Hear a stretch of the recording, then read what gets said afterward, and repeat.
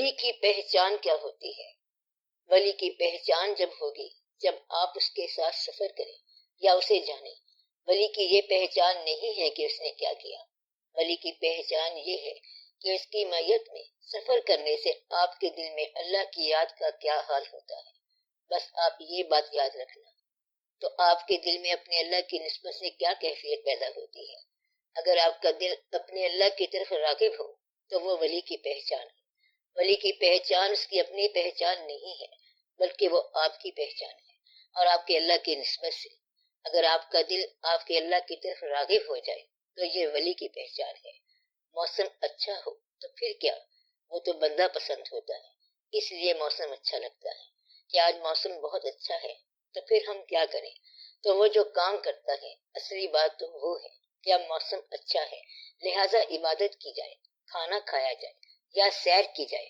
لہٰذا ولی جو ہے وہ موسم کی طرح آپ کی خواہش کو ایکسپیڈائی کرتا ہے اور ایمان کو تیز کرتا ہے۔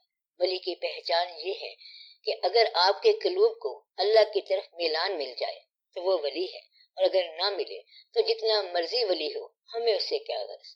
اگر اس کی صحبت میں ہمارا اللہ کی طرف رجوع نہیں ہوتا، خواہ وہ ولی مستند ہو تو ہو۔ آپ اگر پیغمبر کو نہ مانیں گے تو کافر ہو جائیں گے، ولی کو نہ مانیں گے تو آپ مسلمان رہیں گے۔ ولی کو ماننا فرض نہیں ہے، پیغمبر کو ماننا فرض ہے۔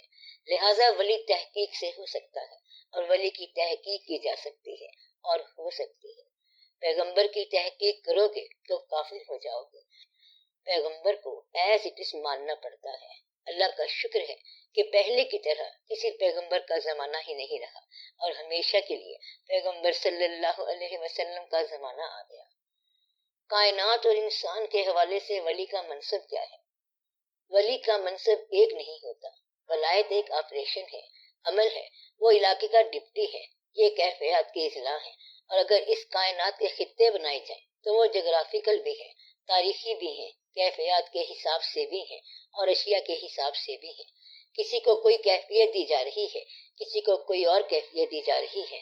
ولی جو ہے بعض اوقات اپنے منصب سے بھی آشنا نہیں ہوتا جبکہ منصب پر عمل کر رہا ہوتا ہے، اور کچھ ولی اپنے منصب سے آشنا ہوتے ہیں، ان کو یہ بتایا جاتا ہے کہ یہ کام آپ نے پورے کرنے ہیں اور وہ اپنا کام کرتا جا رہا ہے۔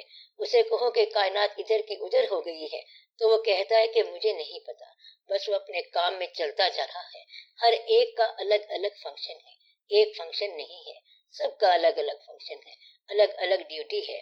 کوئی دن کے ولی ہیں، کوئی رات کے ولی ہیں، کوئی جاگنے کے ولی ہیں، کوئی سیر کرتے رہتے ہیں، کوئی جہاں گشت ہوتے ہیں اور کوئی مقیم ہوتے ہیں، جنہیں کتب کہتے ہیں۔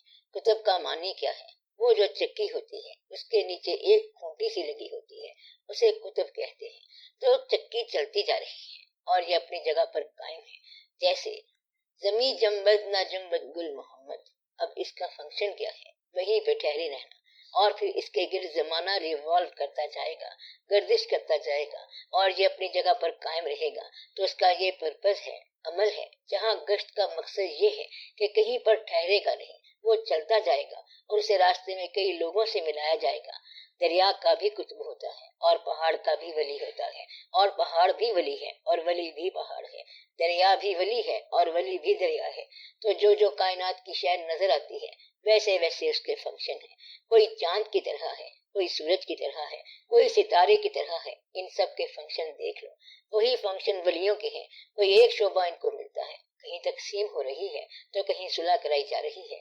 دو بھائیوں میں ایک اجنبی صلح کرا کے چلا گیا، وہ اجنبی نہیں تھا، وہ ولی تھا۔ اس نے کہا کہ اچھا یہ بات ہے، آپ دونوں خوب لڑا کرو، اور آپ کے ماں باپ جو مر گئے ہیں وہ آج بڑے خوش ہو رہے ہیں، میں وہیں سے آیا ہوں، تمہیں مبارک دیتا ہوں کہ آپ کے بیٹے آپ کو بڑا خوش کر رہے ہیں۔ شرم کرو، تمہارے ماں باپ کو بڑی تکلیف ہو رہی ہے۔ یہ کہہ کر وہ چلا گیا تو بیٹوں نے سوچا کہ واقعی یہ بندہ تو قبرستان سے آیا ہے، یہ ہم کیا کر رہے ہیں۔ وہ سچ کہتا ہے کہ ہمارے مرے ہوئے ماں باپ پھر مر جائیں گے، تو صلح کرو۔ اب یہ ولی کا فنکشن تھا جو وہ کر گیا۔ ہر ولی کا الگ فنکشن ہے، کبھی لے کے وہ پورا کرتا ہے اور کبھی دے کے پورا کرتا ہے۔ کوئی ولی جلالی ہوتے ہیں اور کوئی ولی جمالی ہوتے ہیں۔ جمالی ہنستے رہتے ہیں اور کہتے ہیں کہ ٹھیک ہے، کوئی بات نہیں، سب ٹھیک ہو جائے گا، خیر ہے۔ اسے کہیں کہ بابا جی کوئی چیز گم ہو گئی ہے، گاڑی گم ہو گئی ہے، تو وہ کہتا ہے کہ اچھا کوئی بات نہیں، آپ رویا نہ کرو۔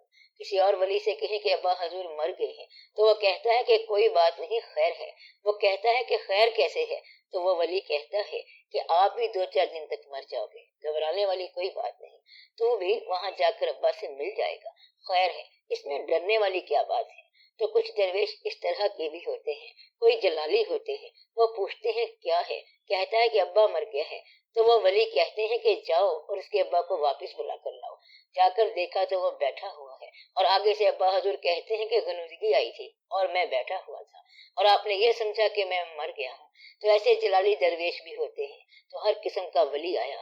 تو فنکشن جو ہے یہ اللہ کے قرب کی نشانیاں ہیں۔ جس طرح بارش جو ہے وہ اگر کسی زمین پر ہو تو پھر پتہ نہیں کیا پیدا ہو جائے، اور اسی طرح ولی کی نشانیاں ہیں، یہ اللہ کی رحمت کی انتہا ہوتی ہے۔ کسی زمین میں کچھ پیدا ہو گیا اور کسی زمین میں کچھ اور پیدا ہو گیا۔ کچھ ولی ایسے ہیں جو روتے رہتے ہیں اور رلاتے رہتے ہیں۔ آپ جب ان کی محفل میں جاؤ گے وہ فرمائیں گے اے ہمارے مظلوم بھائیوں، کیسے آئے ہو؟ دنیا میں دھوکہ کھا گئے ہو، تو یہ دنیا ایسی ہے، نہیں بیگانگی اچھی رفیق راہ منزل سے، ٹھہر جا اے شرر ہم بھی تو آخر مٹنے والے ہیں۔ اور پھر یہ کہتے ہیں غنیمت جان لو مل بیٹھنے کو، جدائی کی گھڑی سر پہ کھڑی ہے۔ یہ تو آنے والا وقت ہے، کل کو یہ صورتیں کہاں ہوں گی، کل کہاں ہوں گے، کون کہاں ہوگا، کیا پتا کیا ہوگا۔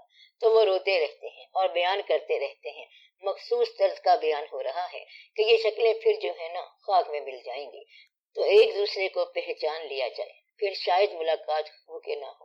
اور کچھ ولی اللہ کہتے ہیں کہ باغ بہاراں تے گلزاراں بن یاراں کس کاری، انہوں نے رونق لگائی ہوئی ہے۔ تو ولی جو ہے یہ اپنے اپنے گلستان کے پرندے ہیں، اور یہ گلستان ہے رحمت خدا بندی ہے، اس لیے آپ خوش رہا کریں۔